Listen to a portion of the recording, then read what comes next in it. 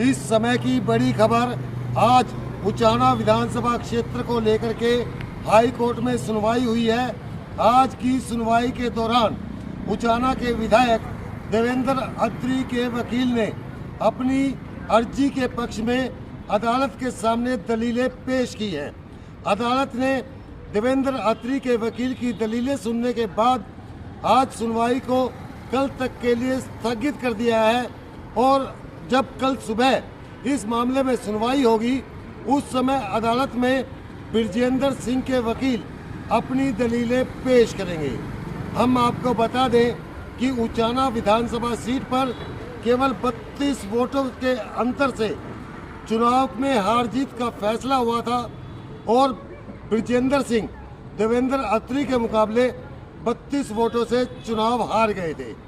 इस मामले को लेकर के बिरजेंद्र सिंह ने Punjab and Haryana high court में चुनाव याचिका दायर करते हुए कहा था कि 215 वोट ऐसे हैं जो स्कैन नहीं होने के कारण रद्द कर दिए गए हैं और कुल मिलाकर के 258 वोट रद्द किए गए हैं और जब हार जीत का फैसला उन वोटों से कम हो जिन्हें इनवैलिड करार दिया गया है, जिन्हें अवैध घोषित किया गया है, तो उन वोटों को खोला जाना चाहिए, उनको गिना जाना चाहिए।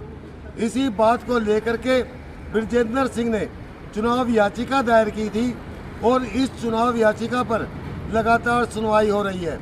पिछले दिनों जब मामला वकीलों ने टालना चाहा तो अदालत ने बहुत साफ कहा था कि अदालत इस मामले में इतिहास रचने का काम करेगी।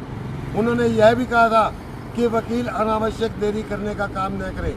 हालांकि पिछले हफ्ते बारिश और बाढ़ के कारण एक सप्ताह की पेशी दी गई थी, लेकिन इस मामले में आज सुनवाई के बाद अब कल फिर सुनवाई होगी। कल इस मामले में बिरजेंद्र सिंह के वकील अपना पक्ष रखेंगे और इन दोनों के पक्ष के बाद अदालत किसी नतीजे पर पहुंच सकती है। हम इस मामले में लगातार आपको हर अपडेट देते आ रहे हैं और कोशिश करेंगे कि जैसे ही इस मामले में अदालत का कोई फैसला आए तो सबसे पहले हम आप तक उसे भी लेकर के आए।